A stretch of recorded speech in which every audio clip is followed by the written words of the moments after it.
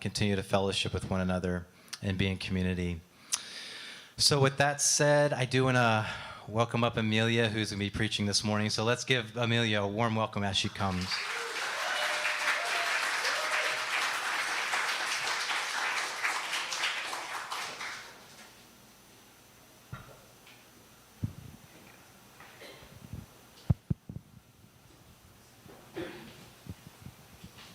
Thank you, Mike. Hi. So my name is Amelia, and I am the Children's Program Director here at the River. Welcome. I'm glad that you're here with us. So as a Children's Program Director, I have played a lot of games with children. And I've learned that games can be competitive and may bring out our true personality. So I'm just curious, and I wonder if you could answer this question by raising your hand.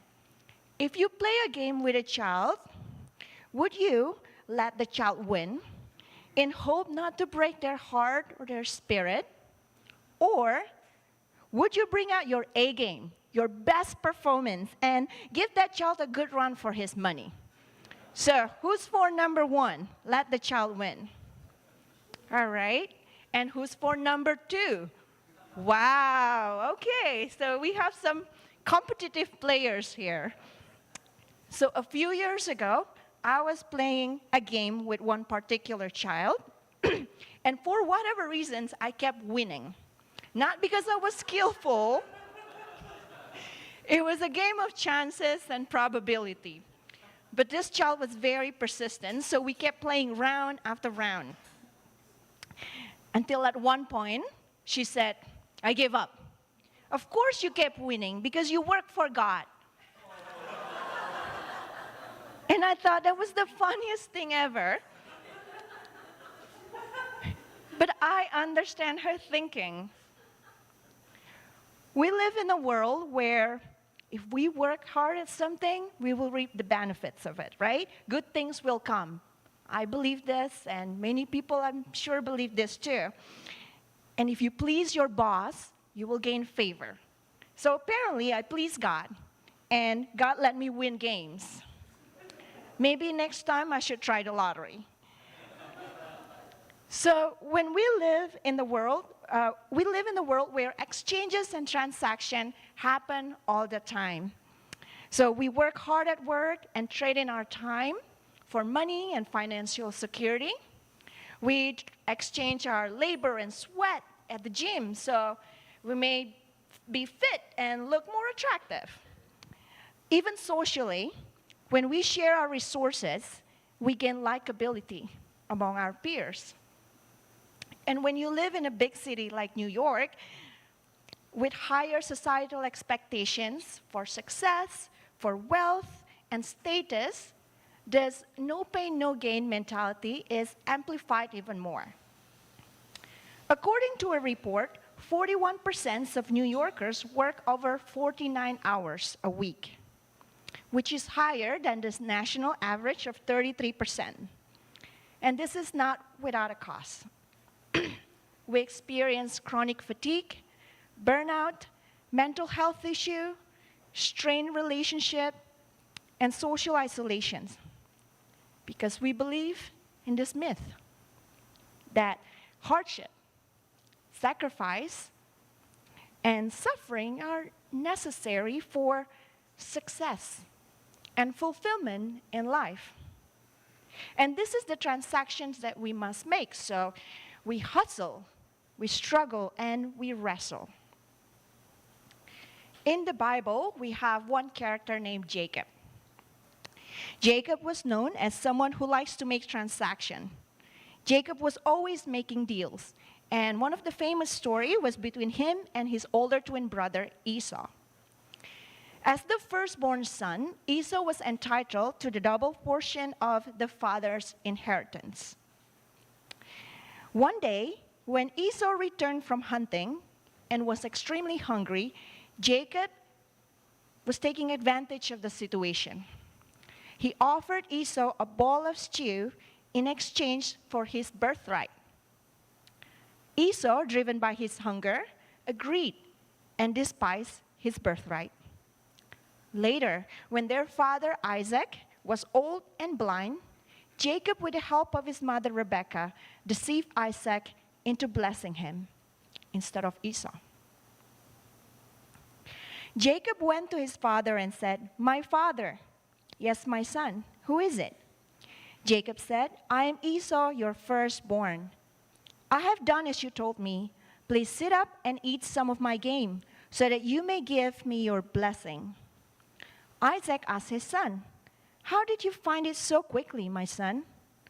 "The Lord your God gave me success," he replied. Then Isaac said to Jacob, "Come near, so I can touch you, to know whether you really are my son Esau or not." So Jacob went close to his father Isaac, who touched him and said, "The voice is the voice of Jacob, but the hands are the hands of Esau." He did not recognize him, for his hands were hairy like those of his brother Esau. So apparently, Jacob had covered his hand with goat skin. So Isaac proceeded to bless him. "Are you really my son Esau?" he asked. "I am," he replied. Jacob deceived his father and cheated on his brother in order to get the blessing that was meant for Esau. And if you notice in the passage, Jacob referred to God as Isaac's God, my father's God. I thought that was pretty interesting. He did not see God as his. He did not see God as for him, for Jacob too. So Jacob lived his life like a lone wolf, that in order to have good things in life, the inheritance and the blessings, he must fight for them. After all, being born second was never his choice. The name Jacob means the heel grabber. The Bible said that Jacob and Esau were wrestling with each other in their mother's womb. During the birth, as Esau was coming out first, Jacob held onto his brother's heel, which might symbolize Jacob's character and might metaphorically set the theme of his life too, one that was filled with wrestle and struggles. Esau was understandably furious when he discovered that Jacob had obtained both the birthright and blessings. So he vowed to kill Jacob and forcing him to flee to his uncle Laban. Jacob's life with Laban was far from easy too. In order to marry Jacob's daughter, Rachel, the woman of his dream, Jacob had to work for 7 years, only to find out after the wedding night that it was Leah, Rachel's older sister. The trickster was tricked. So Jacob was required to work for another 7 years to marry Rachel. Laban also frequently changed Jacob's wages and mistreated him. At one point, Jacob decided to return to his homeland. And as he approached the land of his brother Esau, Jacob was filled with fear and uncertainty about how Esau would receive him. So Jacob sent messengers ahead to Esau, offering him gifts as a sign of goodwill and, again, making some kind of transaction to appease Esau.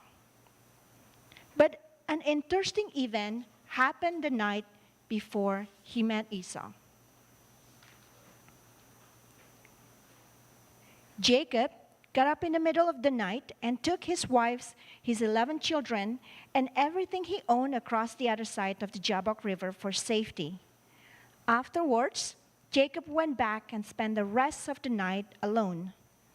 A man came and fought with Jacob until just before daybreak. When the man saw he could not win, he struck Jacob on the hip and threw it out of joint. He kept on wrestling until the man said, "Let go of me. It's almost daylight." "You can't go until you bless me," Jacob replied. Then the man asked, "What is your name?" "Jacob," he answered. Then the man said, "From now on, your name will no longer be Jacob. You will be called Israel, because you have wrestled with God and with men, and you have won." Jacob said, "Please tell me your name." But he replied, "Why do you ask my name?" Then he blessed him there. So Jacob named the place Peniel, which means face of God. For he said, "I have seen God face to face, yet my life has been spared." The sun was rising as Jacob left Peniel, and he was limping because of the injury to his hip. What a strange story, right? Did Jacob really fight with God? And did he really win? Now, we cannot be sure if this is a physical fight or a spiritual fight, but Jacob was nervous about meeting his brother Esau. So he could be having a mental crisis, kind of like turning and tossing around in your sleep, as he was coming to terms with all the things that got him to this point in life. And he was probably wondering where God is in all of this. So physically or spiritually, Jacob again found himself wrestling and struggling. And he won. How could this be? It makes sense to expect God to win in every battle. It is God.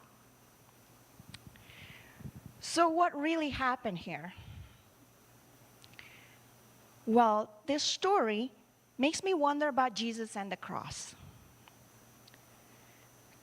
I wonder if those who hated Jesus arrested him and sent him to his death. I wonder if they thought they won too.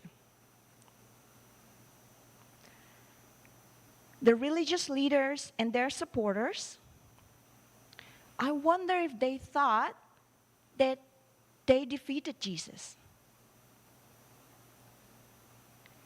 Jesus surrendered himself to our system, to our game, and let his haters win. This stranger, this man who wrestled with Jacob, also surrendered to Jacob's game and let him win. At both times, God appeared to have lost, defeated. And this makes me think that maybe winning our game has never been God's mission. And that the reality that we find ourselves dealing with is oftentimes not the same as God's reality. In our reality, victory is gained through fighting, gaining control, dominion, influence, power. But in God's reality, well, God seems to be more concerned about winning hearts. And you can't win hearts through power. You win hearts by joining in with people, participating in their experience, and validating them. So, through the cross, God reveals God's unconditional love. And through the cross, Jesus participates in our humanity, our suffering. And through Jesus' resurrection, God delivers healing, reconciliation, and liberation. By letting Jacob win, the man affirmed Jacob. The man validated his struggle, his experience, and his life. It's almost like God was saying, "Dude, you have lived a hard life. You fought with God and with everyone, and you've won. It's over now. You don't need to justify anything anymore. You have won. Actually, you've always won my heart. Jacob, I love you and I bless you." And this blessing was Jacob's completely. This time, no trickery, no deception. Jacob gave his name. He was not pretending to be Esau or anyone else. And the new name Israel carries multiple layers of meaning. The first component of the name Isra in Hebrew means to struggle or wrestle. So this name recognized Jacob, validates his experience, his tenacity, and his persistence in seeking God's favor. The second component, El, is a common name for God in Hebrew. So now, wherever Jacob goes, El, or God, would always be with him. Not that God wasn't before, but now Jacob can live his life accepting that God was his too, and for him. In fact, this name Israel also points to the covenant relationship that was made between God and his grandfather Abraham. Jacob's 12 sons represents the 12 tribes of Israel, otherwise known as the chosen people, the people of God. You see, God was always his and for him from the very beginning. That's why the man said, "Why do you ask for my name? Don't you know who I am? Have I not always been with you?" It took Jacob a lot of struggle and a dislocated hip to get to the point where he could finally acknowledge God's presence and said, "Wow, that was God. I saw him face to face." Maybe God was always with me and throughout my journey. Maybe I never needed to cheat on Esau or deceive my father or run away. Maybe all those wrestling and struggling were never necessary. That all along God has been that close to me, protecting me in the wilderness and blessing me despite all the conflicts. In the last passage, the sun was rising as Jacob left Peniel. I may be being sentimental here, but when Jacob ran away from home, the sun was setting. And this time, the sun was rising, as if signifying Jacob's second half of life. Carl Jung said the first half of life is devoted to forming our ego, and the second half is going inward and letting it go. When Jacob finally met Esau, he bowed before him, but to his surprise, Esau embraced him and showed forgiveness and reconciliation. It has been a grueling journey for Jacob, but it was one that was transformational. One that allowed him to understand himself, exercise his will, pursue his desires, build perseverance and resilience, and eventually recognize God's faithfulness, embrace God's grace, and pursue connections.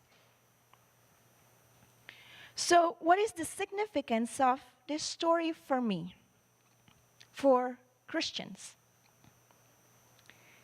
Number one, we don't have to wrestle or struggle to appeal to God or to appease God. God does not look at our struggle and said, "That's right, just a little bit more pain, then you're good." You do not believe in such God, right? This turns God into a retributive punisher.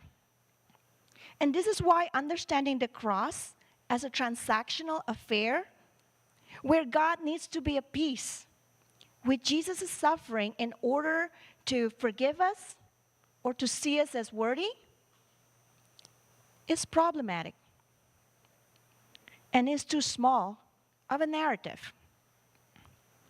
It leads us to think and say things such as, I need to earn my worth. I need to work harder.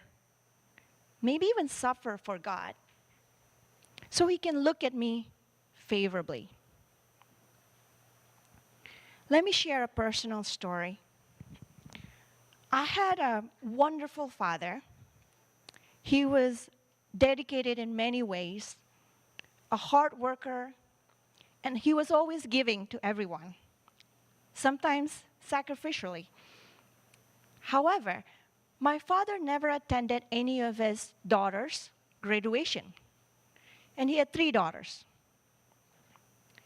So one day, we were having a dinner together, and my youngest sister expressed her disappointment and said, "You never came to our graduation. Why? Do you care about your work more than your children?" Obviously, this was not true. But my father answered, "But your mom came, and that's enough. I didn't need to go." Clearly, these two were missing each other. It's almost like they were talking in 2 different languages. So I said, "Of course, you did not have to go. I understand. You feel like working at the office is a more responsible and dutiful thing to do as a father. But aren't you missing something here? Mom came, and she received the blessing of seeing her children and celebrating with us." Now, there were certainly other things in play too. But later, my father did attend our youngest sibling, my brother's graduation. And looking at his pictures, it looks like he attended many of his competitions and events too. And this made me so happy. My father was able to receive the blessings that he so richly deserved, but didn't know about it. Blessing that did not require him to work harder or to prove worthy. Number 2, considers God's reality. In our reality, exchanges and transactions happen all the time. And when we work hard on some things, we often reap the benefits of it. Then we transfer this perspective into our relationship with God. And that is where the dissonance occurs. When Jacob was busy justifying his worth, using the no pain and no gain rule, God was already all about him. When Jacob was all about winning and grasping the rewards, the inheritance, the blessings, God was already so close to him. So the abundance, the sense of wholeness and connectedness were always available and accessible for Jacob. Now, I'm not saying that you should not work hard and pursue your desire. Please do them, because I think God really delights in our satisfactions. I'm also not saying that our lives will be free of pain and struggle if we believe in God or we believe the right things about God. Part of being Christians is finding new ways of being in this world. One that is not conditioned or troubled by the anxiety and the pressures of our world, and one that assumes God is with us and always for us. A new kind of Christian is one who can comfortably live in this intersection between the 2 realities. One that is always up for renewing our minds, exploring new narratives, and asking questions. There's so much we can learn and really dig from Jacob's story.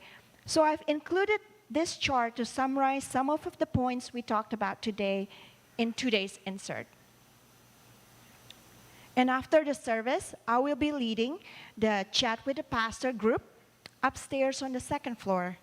So if you would like to discuss further, please join me. I would love to connect with you.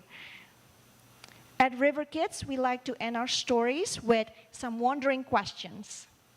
So I want to leave you with a couple of questions today. I wonder in what ways we have been transactional in our minds and behaviors, maybe in our relationships, maybe with our partners, or with our children, or with God. I wonder if there are stories about us that could be narrated in new ways.